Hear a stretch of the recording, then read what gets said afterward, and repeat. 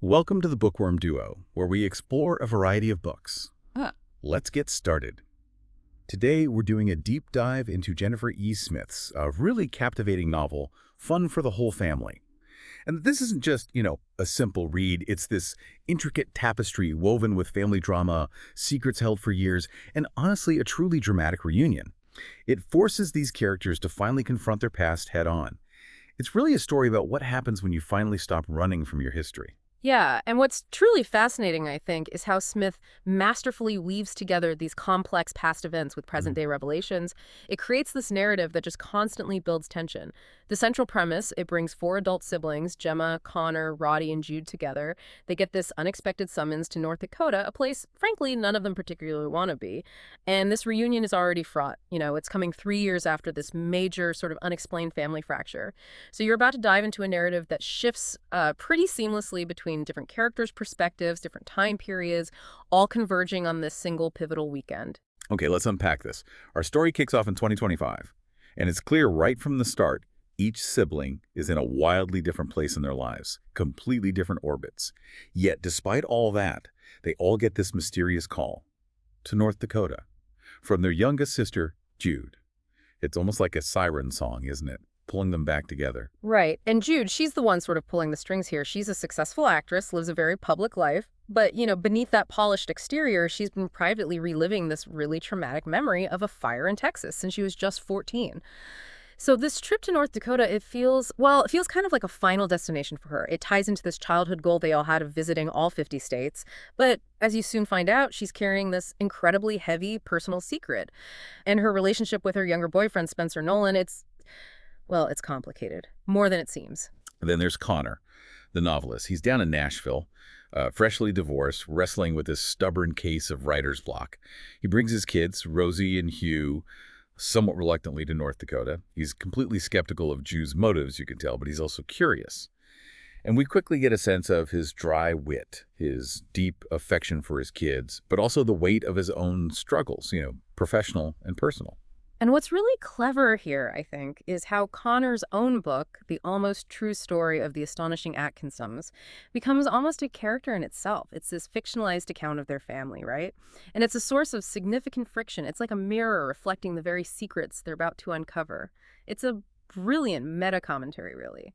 A story about storytelling, how families construct their own versions of truth and fiction, and how dangerous those narratives can be when they collide with reality. Yeah, that's a great point. And Roddy, the professional soccer player whose career is clearly uh, winding down. He's engaged to Winston, but then this new tempting job offer comes up in Orlando. And Yeah. it suddenly creates immense tension because it might mean postponing their wedding. His text exchange with Jude, it immediately shows his hesitation about this whole family gathering. You could just feel the reluctance. Oh, definitely. And it raises that important question about choices, doesn't it? How much do our past decisions, even the ones made with good intentions, like pursuing a dream career, how much do they dictate our present relationships, our future paths? For Roddy, his identity is so wrapped up in being an athlete that his commitment to Winston, well, it initially feels kind of secondary, and that creates this palpable conflict.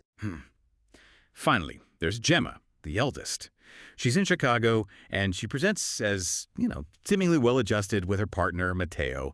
But we quickly learn she's secretly grappling with the whole emotional roller coaster of fertility treatments and the high stakes of this pregnancy test she's due to take. Her reluctance to go to North Dakota, it stems from both her personal anxieties and just this deep-seated weariness, I think, from years of being the family's anchor, always taking care of everyone else. It's like she's just exhausted from being the responsible one. So after all these individual threads, they all converge. Portree, North Dakota. And the reunion at the Portree Inn is, well, as you might imagine, excruciatingly awkward. Jude presents this truly bizarre, overly planned itinerary. We're talking honey farms, train depots, even a zoo. It's almost comical how hard she's trying to control everything, isn't it? What do you think the author's doing there? Exactly. It's fascinating how those small, seemingly insignificant details from their shared past immediately resurface. They give context to this present absurdity. That itinerary itself, it's a kind of performative avoidance, a desperate attempt to create this fun family facade. It mirrors their deeper reluctance to confront the real reason they're all there.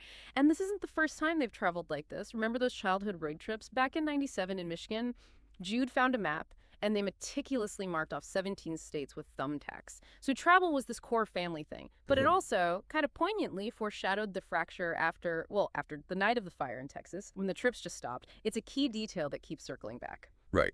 And Connor struggled just to get Jude's hotel room info. It hints at her tendency to use aliases, which, okay, is common for celebrities. But then he has this breakthrough moment, recalling Jude's childhood favorite ice cream, mint chip, which she then corrects him. It's black cherry now. It's brief, but it's this surprisingly tender glimpse into their past bond. And for you, the listener, it's a real aha moment about how deep their history runs and how much has changed, even ice cream flavors. Meanwhile, Connor's novel keeps popping up as a point of contention and a source of his own guilt. He confesses to Annie, she's the local Uber driver he's kind of flirting with, that he truly regrets writing it. He acknowledges its profound impact on his family.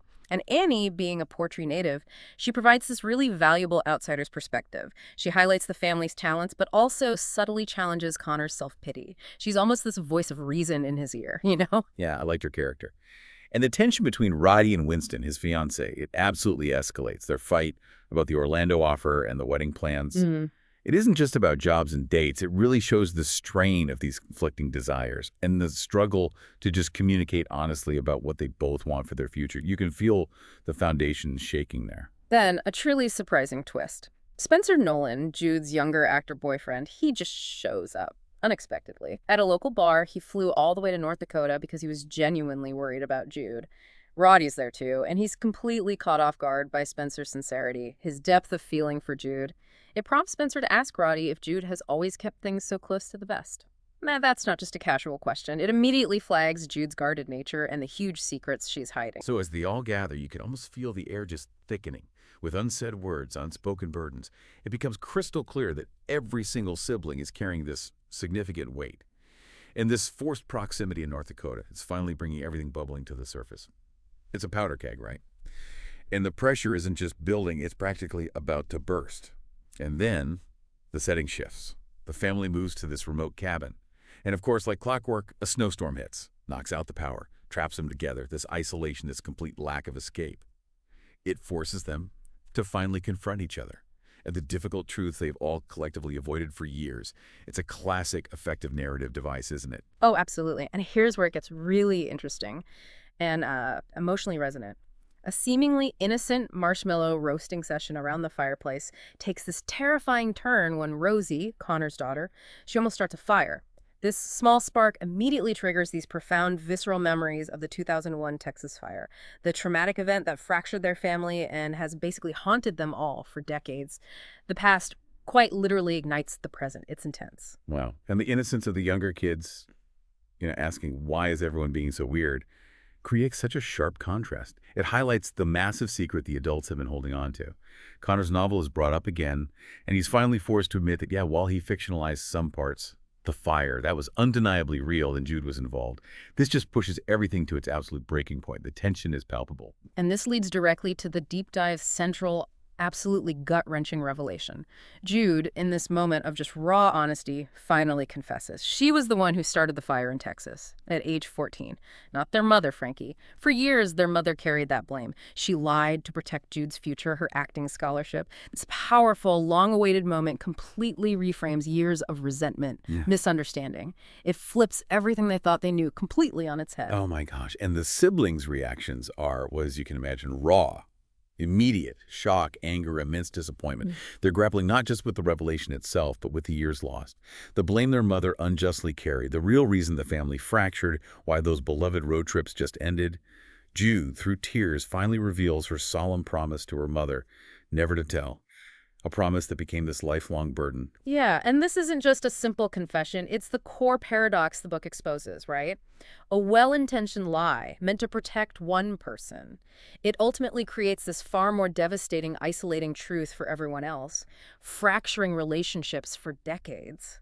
The real insight here, I think, is how the burden of the lie often outweighs the original harm. It creates this emotional distance, this unresolved grief that just lingers for years. It really leaves you wondering about the true cost of protection. Definitely. So in the raw aftermath of Jude's confession, you can feel the emotions just simmering. But amidst all that pain, these new understandings slowly begin to form. The siblings start to process the weight of the truth, what it means for their shared history. Roddy, who is initially so hurt, feeling profoundly betrayed by Jude's lie. He begins the really difficult process of forgiving her. His conversation with Winston deepens their bond, and he finally realizes the true importance of their relationship over his, well, declining career. He decides to marry Winston. It signifies this profound commitment to a shared future, one that truly prioritizes their love and connection. It's a powerful shift for him. That's lovely. Meanwhile, Gemma takes her pregnancy test. Mm-hmm. And it's positive, bringing this whirlwind of, fear and overwhelming happiness. Yeah. Then there's a subsequent health scare at the hospital, with Jude and Spencer unexpectedly by her side. And it makes her confront the fragility of new life, but also the undeniable power of family support, even after everything they've been through. She ultimately finds this unexpected joy and acceptance in becoming a mother, a new life emerging from the ashes of old secrets. And Connor, too, starts to find clarity. Facing the truth about his family seems to have unblocked something in his own life. He moves past his writer's block, decides to move back to New York, consciously prioritizing being closer to his children, and his blossoming connection with Annie, the Uber driver. It hints at a new beginning for him, too.